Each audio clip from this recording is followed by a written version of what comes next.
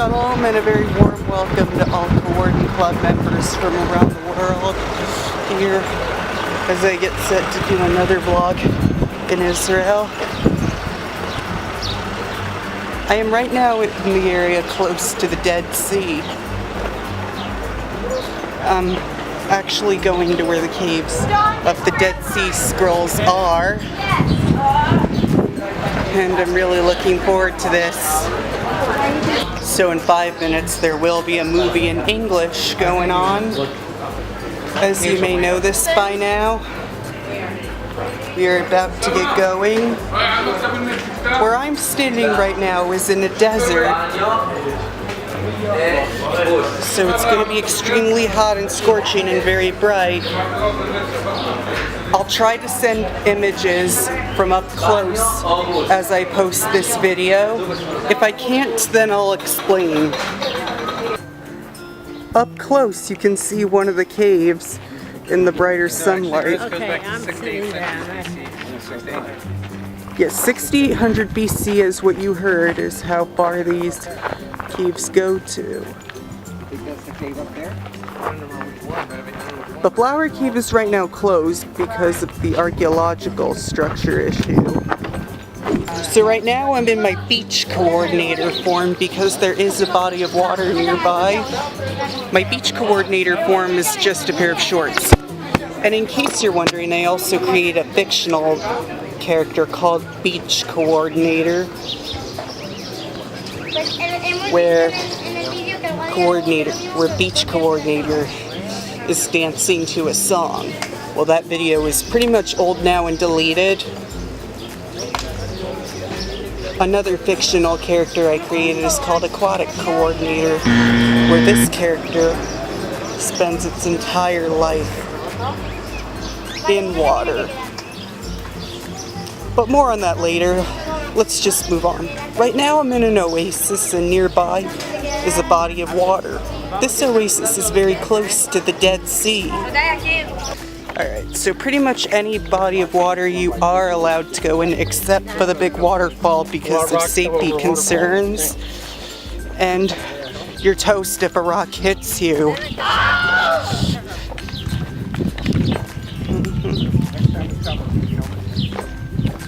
Well, pretty much everything is important when you're going along long journeys.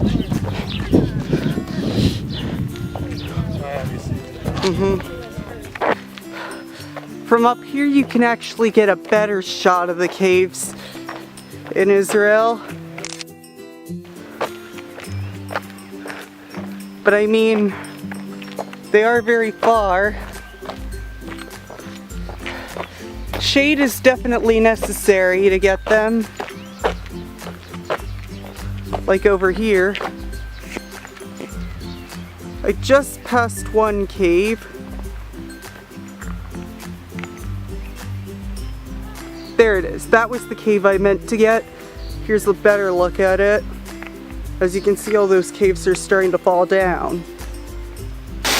If you look right over here, you can see that waterfall. A lot of people do go in there to cool off. It's probably a great place. Maybe I'll go down there and cool off too. I do want to point out something. If you're in beach attire, aquatic attire, beach character, or aquatic character, then you might definitely love this environment. However, in normal attire or street attire, I would not go in there like that, and because I'm vlogging, I think it's a bad idea to do it wet.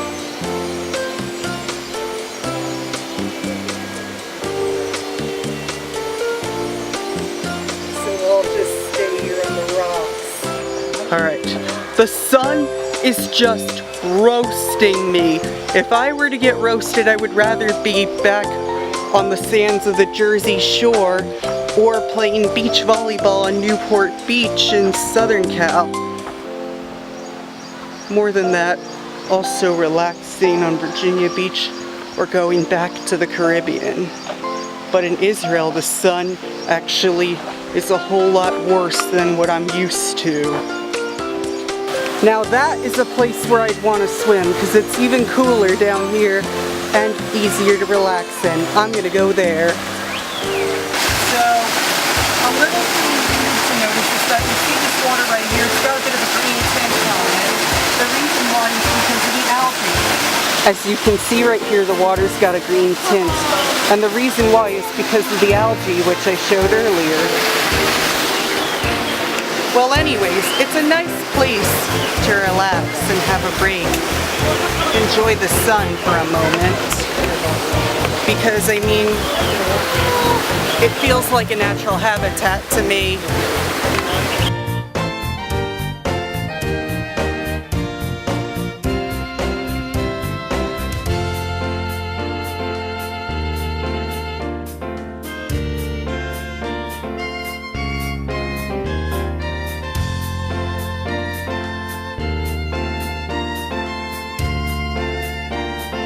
As I was saying earlier, the Zealots and the Sakari were the two tribes that Masada dates back to. Somehow they stood fighting each other, but Masada was like the last place for the Jews to go after the city was taken over and burned.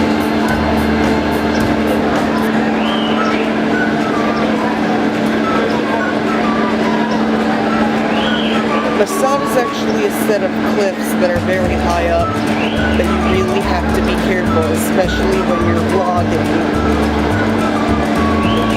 We're about to take a lift up there, so try to record myself on it. Alright, so right now we are heading on our way up Masada, which is very famous. Masada's one of the pretty big historical things, and I mean it just gets very dry, even drier than the state of Arizona itself.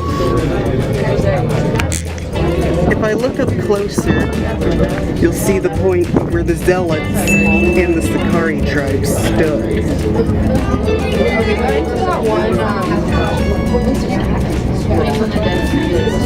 You can see a bit of succulents there as well. I studied succulents in school when I was going over the desert biome.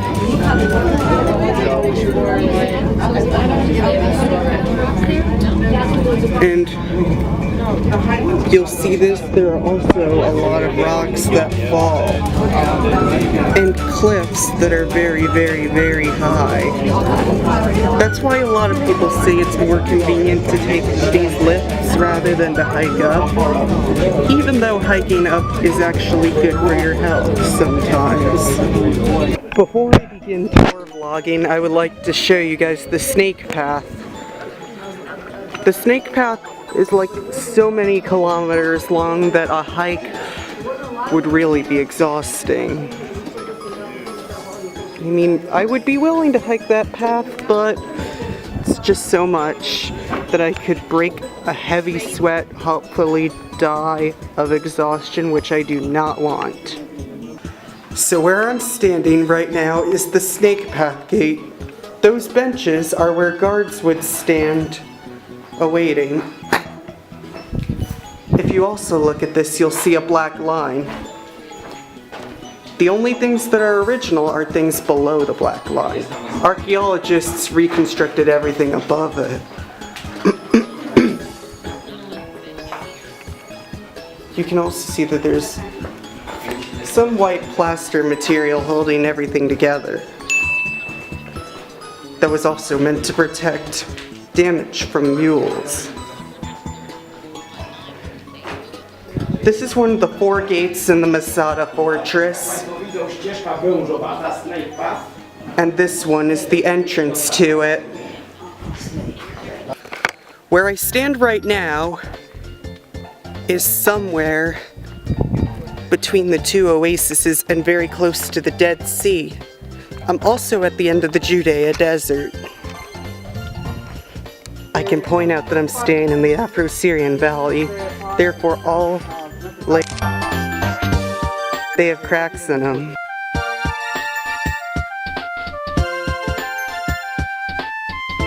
Yeah. Just looks pretty strange. The water cisterns were carved out as a part of Herod's scheme, as well as a lot of stones were required.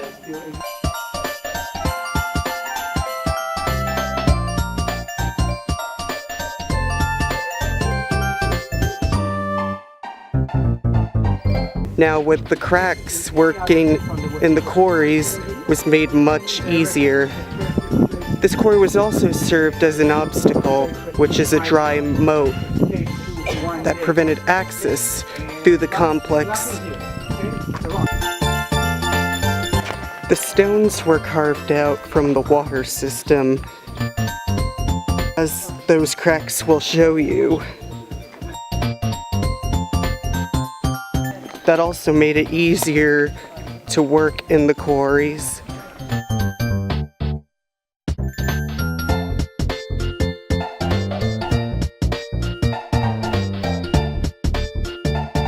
This sort of quarry made access harder as soon as the stones were carved out. All the buildings are covered with stucco, which is that plaster I mentioned earlier.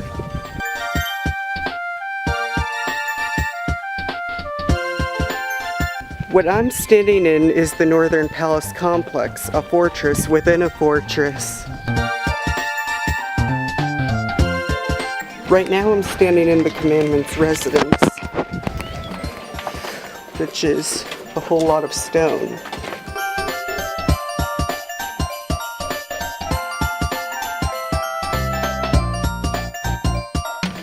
This is an elaborate residential building next to the main entrance.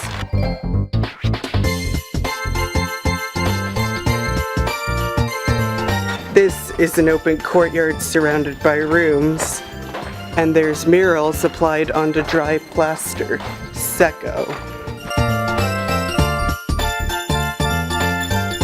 You can see geometric shapes out of foam marble, which I will show.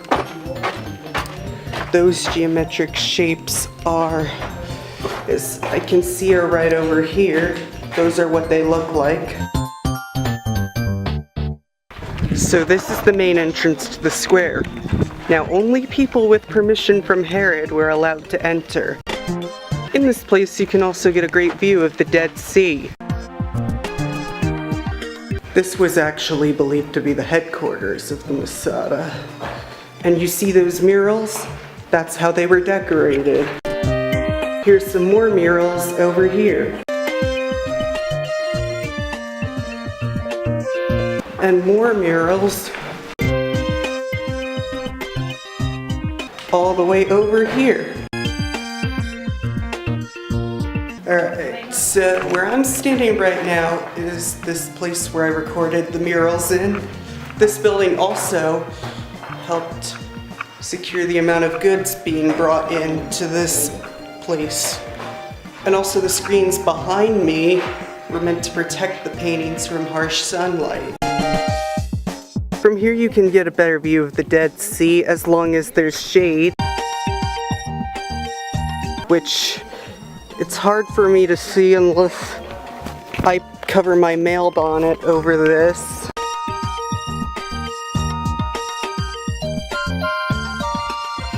I'll try to pull a picture up close if I can, but the Dead Sea, you can see almost everything from it there. Emergency goods were stored in these storeroom complexes in the event of an emergency. Those included food and arms. And I mean, those storeroom complexes are surrounded by quarters. See each one of those storerooms?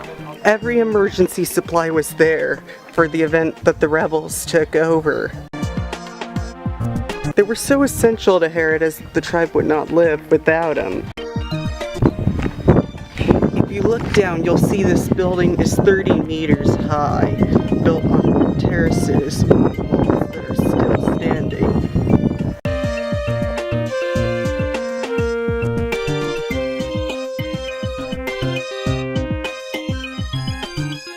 Look back on the upper terrace, you see a pretty good view of everything below, unless you've got harsh sunlight blocking your lens.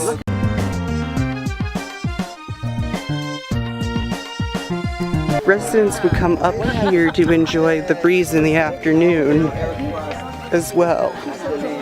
Also, take a look at the middle and lower levels, which were destroyed by earthquakes.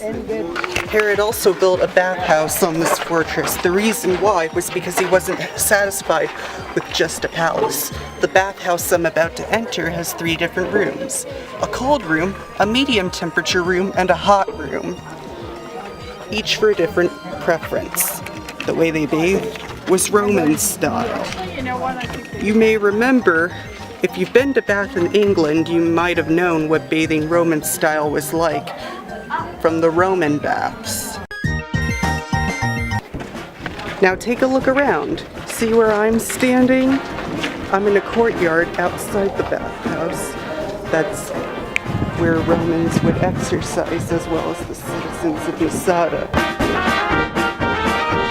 Look right here. You see a model of the bathhouse. The hot room is surrounded by pillars and has 2 levels. And it also feels like a spa if you were back then in that age. This is the dressing room. And also there are benches and an immersion pool set up. Here's the tepidarium. Right here.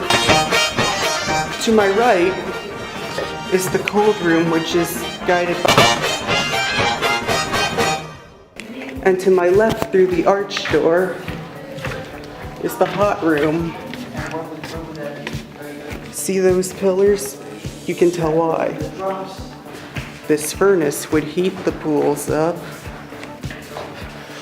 and then the hot air would rise through that ceiling. The only escape was through that window, which is now closed. But now, you can exit through there. Right here are the liquid storage rooms down there. But on my right is the way to the lofts. Alright, so also what I would like to mention is that they'd also show the year of the revolt in the lots, as well as give famous names. I'm also going to head down to see more. Where I'm sitting right now is northwestern Masada. This place is known as the Watergate, not to be confused by the Watergate scandal where President Nixon resigned. The Watergate's actually a waterway systems that provided water for everything that was necessary in Masada.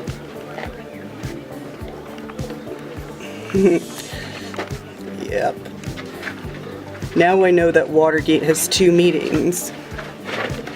But the Masada Watergate is something you'd never learn in history class. Unless you're in a college course for becoming like a teacher that teaches archaeology, like Israeli history and such like that.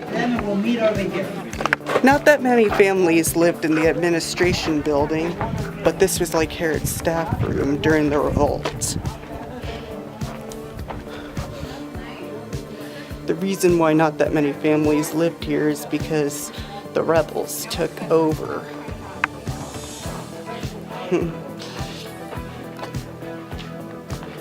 Yes, this evidence is preserved in the courtyard. Some of those things I've seen earlier. After the fall of Masada, not that many people lived here except for Romans for a short amount of time. Over here, there are bathrooms for the disabled. This site also has the first mikveh, which is also the oldest one. Looking down below, these Roman siege camps and paths up the mountain. The model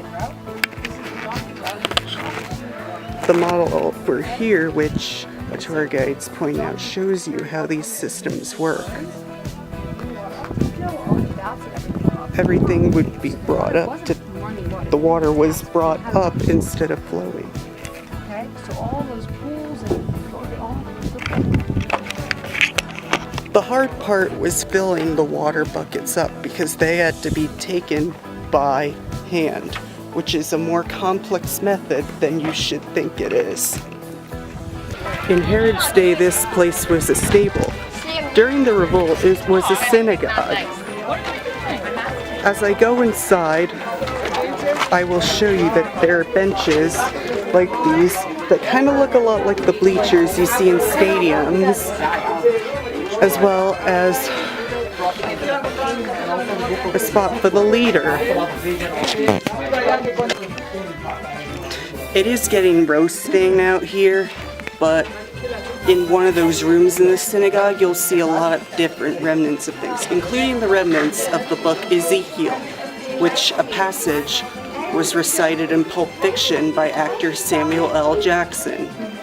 It was also recited when Matthew did a Matt and Matt TV show review on Pulp Fiction, which I want to say thanks for at least showing me that movie. I'm going to continue along now. Look right here, you see the columbarium towers. They were built to raise pigeons as well as have guards. They were built way before the walls of Masada by King Herod the Great Builder. These columbarium towers provided meat and fertilizer from doves as well.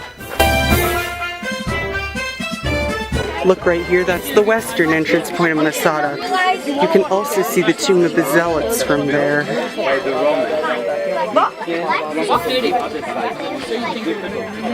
The Romans bombarded this entrance as they entered.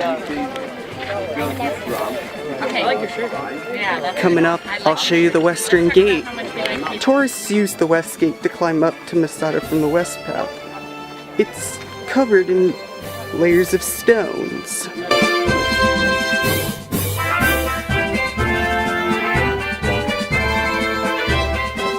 Byzantine anchorites built a church on this site, and those remains are 25 meters east of the gate.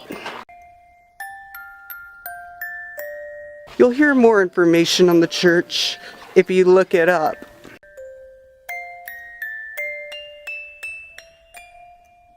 And that's the way down.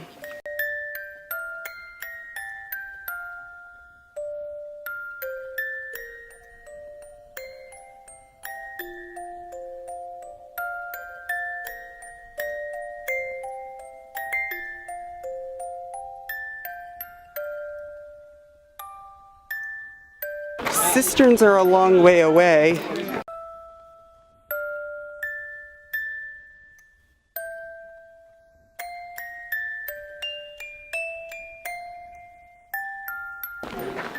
And of course, seems great.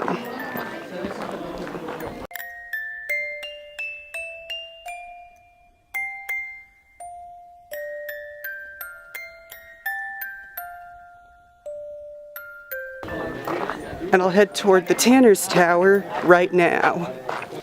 This is the Tanner's Tower. Professor Yadim believes that this tower processed animal hides into leather. I'm going to show the Western Palace now. So this palace is the Western Palace, largest building on Masada.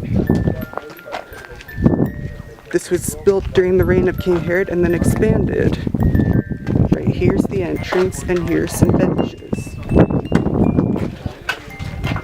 Here's a courtyard with a reservoir. Go through there. On my way to the main courtyard, I'll show something else important. When I get to the main courtyard, You'll find out what it's like. Now this is the main courtyard over here. Behind here are the two vestibules. And this courtyard's meticulously plastered.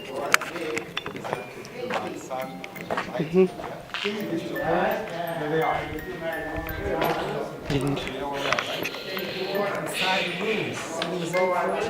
here's the model. Right over here. Yeah, look for the little bathtub. See the bathtub? See the bath? Look at the stairs. They go down to the mikveh. Okay?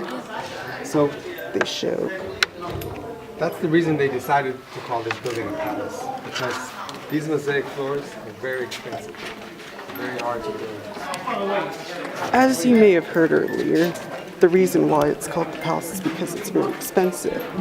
You can see the throne room, the bathroom, and all different rooms in there.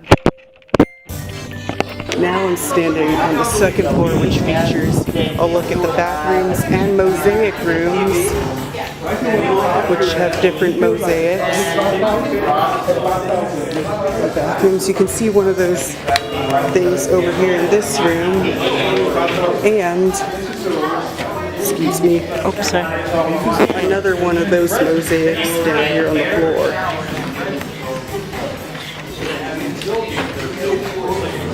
There's also a better view right here. Where I'm sitting right now is one of the 3 small palaces that Herod built. This one is called Beit Midrash. More palaces are on the east of mine, but in this palace, I'm sitting on one of the benches and there's a table in the middle, which you see in front of me, like here. This palace was meant for reading from the Torah, which is the first 5 books of the Bible. I actually don't have enough time to show more of Masada, but I'll look over here and show you far away. From here you can see more palaces. A model of Masada over here. Another fortress, and any remains.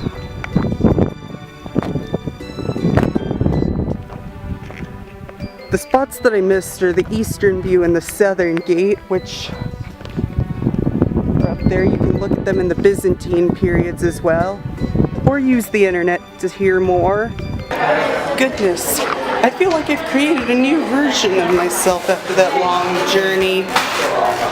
I guess I should call this version of myself Adventure Coordinator.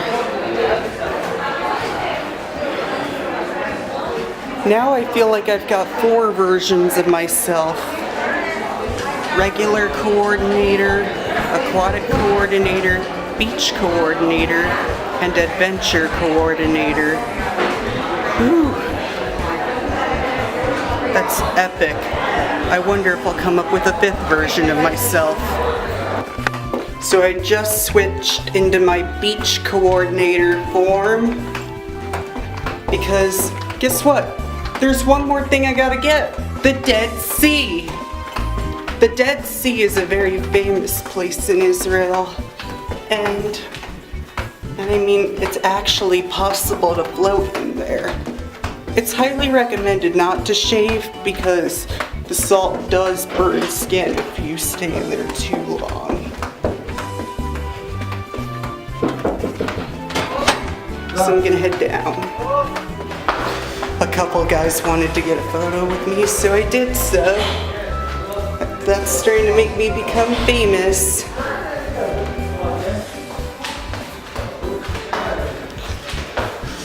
I'm gonna get a head start. Let's head to that elevator. We're right also next to a beautiful pool. And that pool is very close to the Dead Sea. They use similar salt waters, so it should be limited depending on how long you soak in.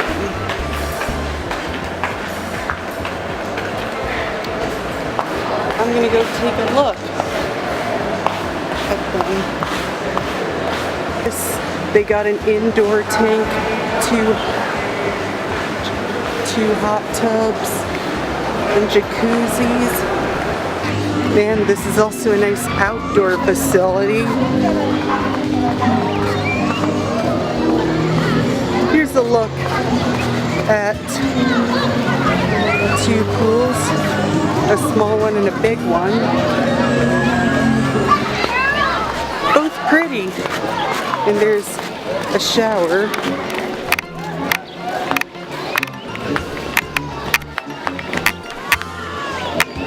There we go, that's better.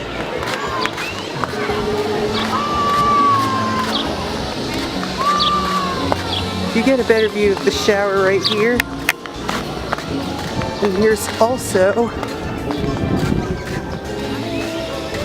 a view of the shore where the Dead Sea is.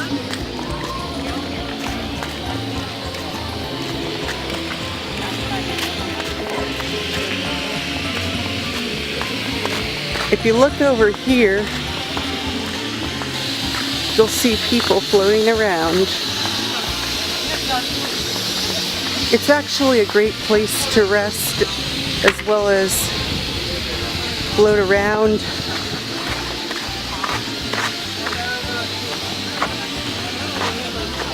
Perfect.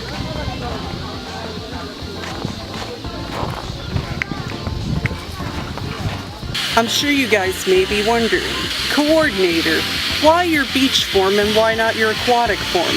Because one of you guys is already obsessed with that form, and I need to find a way to stop your obsessions. 2, beach coordinator's the only form that can appear in reality. The others have to be in Just Dance With Me videos or in a movie that I might make myself.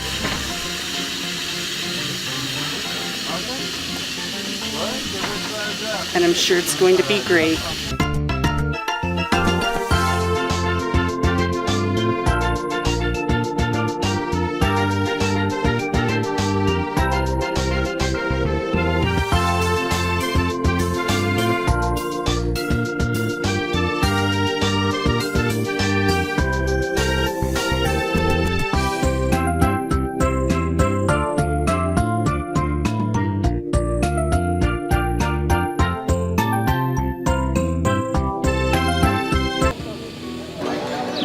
Nice place to relax and enjoy weather.